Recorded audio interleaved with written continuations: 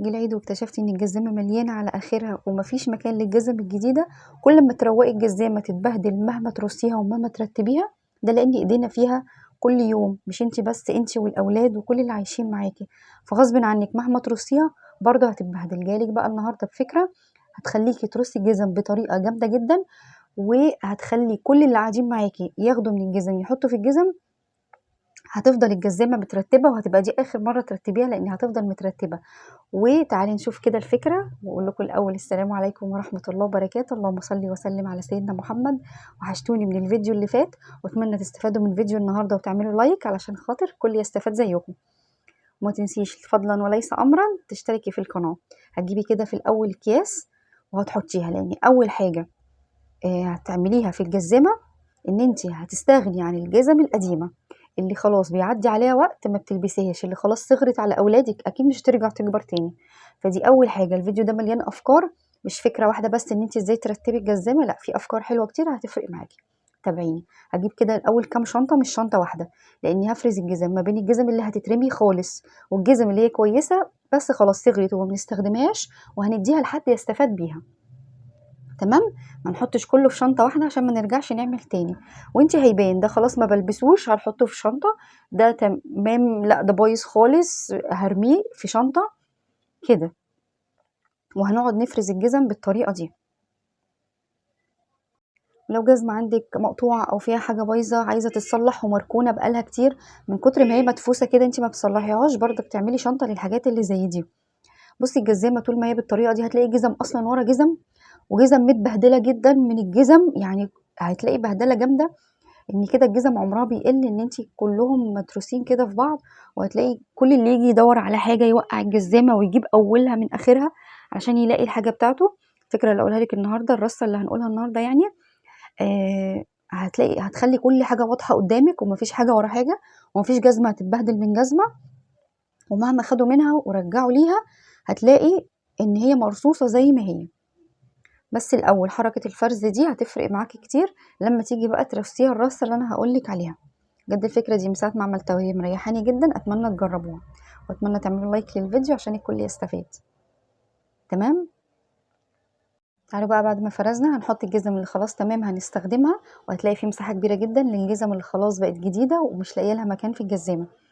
بصوا الرصة باختصار، احنا كلنا بنحط الجزم على وشها عادي، يعني زي ما بندوس عليها على الارض عادي مرصوصة جنب بعض، فلما ما بنلاقيش مكان بنضطر نحط جزمة فوق جزمة، وزي ما شفتوا في المنظر الاولاني بتبقى فيه جزم ورا جزم ونعكشة جامدة جدا، وجزم فوق جزم، وكل اللي يجي يجيب حذاء ولا حاجة، سوري ان انا عمال اقول جزم يعني، بس يعني ايه، كل اللي يجيب حاجة لازم يوقع لك الجزمة كلها كده بالرصة دي. الكل واضح، ما تحطيش الحذاء بتاعك على وشه كده، زي يعني على وشه زي ما بنمشي عليه على الأرض، لأن ده بياخد أولًا مسافة كبيرة جدًا، بياخد مساحة، لكن لمّا بتعمليهم كده قصاد بعض بتبقى المساحة أقل. كمان لمّا هتضطري تحطي حذاء فوق حذاء مش هيوسخوا بعض والكل هيبقى واضح قدامِك. بُصي لو حطيتيهم كده كلهم جنب بعض هتاخد مسافة جامدة جدًا، ويا دوبك الرف بتاعِك مش هياخد أحذية كتير، ولمّا هتيجي تحطي أحذية فوق يعني زيادة هتحطي ده فوق ده، فكله بيبهدل بعضه، وفي الآخر الجزامة بتبقى زي المنظر اللي شفتيه كده في أول الفيديو، وما حدش بيعرف يلاقي الفِرَد بتاعته ولازم يوقعوا الجزامة كلها. فبُصي الرصة دي سهلة جدًا وزي ما أنتِ شايفة كل حاجة واضحة. ولمّا هتيجي تحطي حذاء فوق حذاء مش هيتبهدل، لإنه مش محطوط مكان ما بتمشي على في الشارع.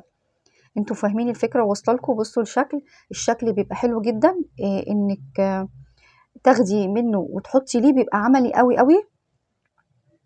حتى لو عندك أطفال هيبقى سهل جدًا على الأطفال يلاقوا الشباشب بتاعتهم والأحذية بتاعتهم بسهولة، وسهل لمّا ييجوا من برّه يعملوها بنفس الطريقة ويحطوا كل حاجة مكانها. ومفيش حذاء ولا شبشب هيبقى مستخبي ورا شبشب، ومفيش أي حد هيضطر يوقع لك الجزامة كلها عشان يدور على حاجة، لأن كل حاجة واضحة قدامهم. تعالي بقى أقولك على حاجة تخص البوتات اللي زي دي. البوتات اللي زي دي أفضل حاجة وانتي بتشيلي حاجة الشتا تحطي جواهم كده شنط أو ورق علشان خاطر يفضل منفوخ كده ويفضل ماسك نفسه وما يتنيش أو يطبق ويبوظ، وتشيليهم مع حاجة الشتوي. مفيش داعي يفضلوا زاحمين الجزامة طول الشتا. يعني ده جه معانا كده وسبناه خلاص مش لسه هنشيله، بس شيلنا بقية البوتات. وزي ما انت شايفة الرصة بجد هتفرق معاكي في المساحة وفي الشكل وفي الطريقة العملية، لانها عملية جدا في ان ياخدوا كل حاجة ويرجعوه زي ما كانت. وبصي الشباشب، بصي الصف اللي فوق واخد شباشب قد ايه. لو كنت حطيتيهم بالطريقة العادية كان زمان الدنيا كلها متنعكشة ومحدش عارف يجيب حاجة. فالطريقة دي حلوة جدا جدا، حتى لو هتحطي كذا حاجة فوق بعض زي ما انت شايفة ان كل حاجة واضحة، وتقدري زي ما تاخديها زي ما ترجعيها انت والاولاد. قولوا لي رايكم فيها ويا ريت تجربوها كده وقولوا لي كانت عمليه معاكم ولا ايه بالظبط. تعالي بقى نقول الفكره الاخيره في الفيديو وهي ريحه الجزمه. طبعا كلنا اعزكم الله بنمشي كده في الشارع، فبرضك الجزم لما بتتحط كده فوق بعضيها وبيتقفل عليها بيبقى برضك يعني ايه، ريحه الجزمه مش الطف حاجه. تعالي نخليها كده ريحتها جميله كده ومفحفحه، وتفتحي الجزمه كده تلاقي حتى ريحه الجزم حلوه. بفكره بسيطه، انت هتجيبي قطنه او سفنجه، وهتجيبي اي معطر عندك، اي نوع انت بتفضليه بقى، عندك زيت عطري، عندك برفان. انا بفضل المعطرات اللي هي بتاعه الارضيات والسجاد والحاجات دي، ريحتها بتثبت وبتدوم اطول. بس لو عندك زيت عطري مفيش مشكله. وهحطه كده في السفنجه او في القطنه اللي عندي، وهحطه كده في بعض الاماكن في الجزامه، بس طبعا حاول ما تجيبهاش على الكوتشيات عشان لو فيها لون، فيها صبغه، فيها اي زيوت عطريه ما تبهدلش اي احذيه. ممكن تحطيها كده على اي طرف مفيهوش احذيه، او تحطيها ورا الحذاء نفسه من جوه كده، هتدي ريحه حلوه جدا للجزامه وتدي ريحه حلوه للاحذيه. لو كنتي وصلتي معايا لحد هنا ما تنسيش تكتبي لي تعليق حلو زيك وتعملي لايك عشان يرفع الفيديو، واشتركي في القناه وفعلي الجرس عشان يوصلك كل الفيديوهات الجديده وكل الافكار اللي بقدمها. وقولوا لي ايه رايكم في الفرق، اكتبوا لي في التعليقات.